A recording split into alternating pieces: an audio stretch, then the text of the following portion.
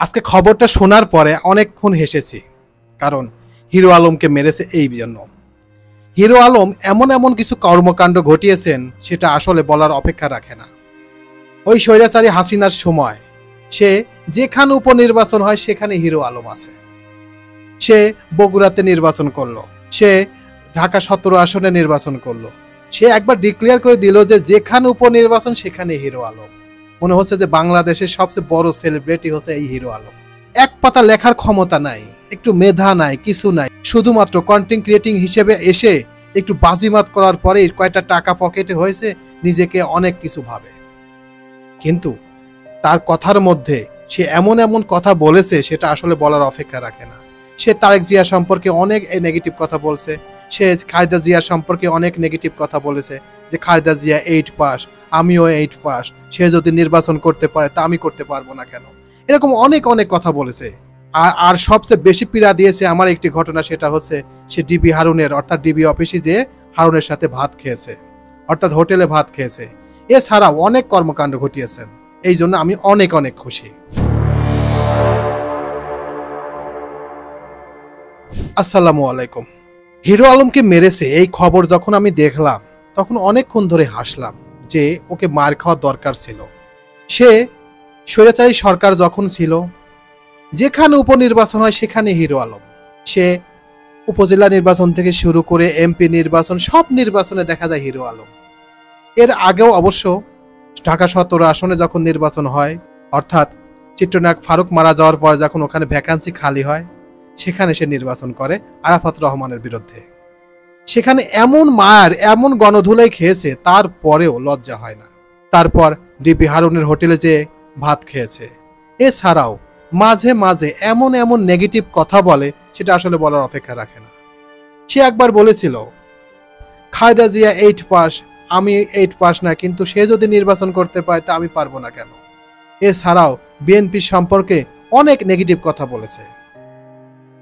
আরে বাংলাদেশের 16 কোটি মানুষ যে নির্বাচন বয়কট করেছে, কেউ নির্বাচনে ভোট দিতে যায় না, সেখানে সে নির্বাচনে দাঁড়ায়, সে এমপি হিসেবে দাঁড়ায়। সে এমপি হয়ে কি করবে?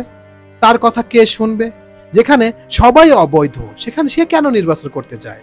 আজকে যে বগুড়ার আদালত চত্বরে যে মামলা দায়ের করেছেন সেই মামলাটা গ্রহণও করেছেন আদালত, কিন্তু তারপর যখন সংবাদ সম্মেলন করতে আসে তখনই তার উপর তুলকালাম চলে। সেখানে সে বেধড়ক মার খেয়েছে, তারপর মহাসড়ক অর্থাৎ বগুড়া মহাসড়কের পাশে এনে কান ধরে উঠবস করিয়েছেন। এতে আমি অনেক অনেক খুশি হয়েছি, কারণ এইসব ব্যক্তির শাস্তি হওয়া দরকার। কয়টা টাকা হয়েছে, একটু সেলিব্রিটি হয়েছে, তাই নির্বাচন করতে হবে। নির্বাচন এত সহজ জিনিস, এত সহজ, নিজের নাম লিখতে গেলে কলম ভেঙে যায় আর সে নির্বাচন করতে যায়। আর কোন সরকারের সমর্থন? স্বৈরাচারী হাসিনার সমর্থন। যেখানে নির্বাচন সেখানে হিরো আলম আছে। হিরো আলম একবার বললই যে যেখানে উপনির্বাচন হবে সেখানে হিরো আলমকে দেখতে পাবে, অর্থাৎ যেখানে এমপি মরবে, যেখানে যেটা হবে সেটা বাংলাদেশে যে প্রান্তেই হোক সেখানে সে দাঁড়াবে। সে এত বড় সেলিব্রিটি, এত বড় নাম করা ব্যক্তিত্ব, ওর মতো সেলিব্রিটি তো বাংলাদেশে আরো অহরহ আছে। ওর সাবস্ক্রাইবার কত? 1 লক্ষ, 10 লক্ষ, 20 লক্ষ, তার বেশি তো নয়। সে মাঝে মাঝে এমন এমন কিছু বিকৃতি আকারে গান তৈরি করে, সে গানগুলো দেখলেও হাসি পায়। আর ওই গানগুলো মানুষ দেখেও, কারণ ওই যে ফানি জাতীয়, সেই জন্য মানুষ দেখে। তাই আমি মনে করি যারা এইসব কাজ করেন, যারা এইসব নেগেটিভ কাজ করেন, তাদের শাস্তি হওয়া দরকার। সব জায়গায় সবাইকে মানায় না ভাই। বাংলাদেশে যদি গণতান্ত্রিক ব্যবস্থা থাকতো তাহলে হিরো আলম দাঁড়াইলে আমি খুশি হতাম। বাংলাদেশে যেখানে গণতান্ত্রিক ব্যবস্থা নেই, সম্পূর্ণ অবৈধ, সেখানে সে কেন নির্বাচন করতে চায়? সে নির্বাচন করা মানেই আওয়ামী লীগ সুযোগ পায় যে একজন তো আছে বিরোধী দলের একজন, তাহলে সে কেন যায়? সে কিভাবে বোঝে যে বাংলাদেশে সুষ্ঠু নির্বাচন হবে? সে কয়েকবার নির্বাচন করছে, কোথাও কি সুষ্ঠু নির্বাচন হয়েছে?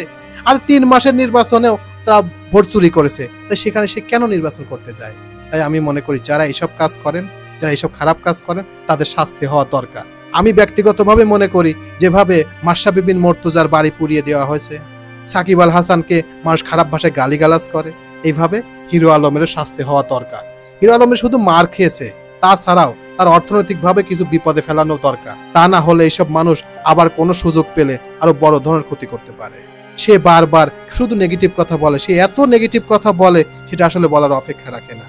তাই কয়টা টাকা হয়েছে তো টাকার গরমে নিজেকে অনেক বড় কিছু ভাবেন না। যেখানে বাংলাদেশের মানুষ ঘেন্না করে আর সেইগুলো আপনি করেন। তো মার খেয়েছে, আমি অনেক অনেক খুশি হয়েছি।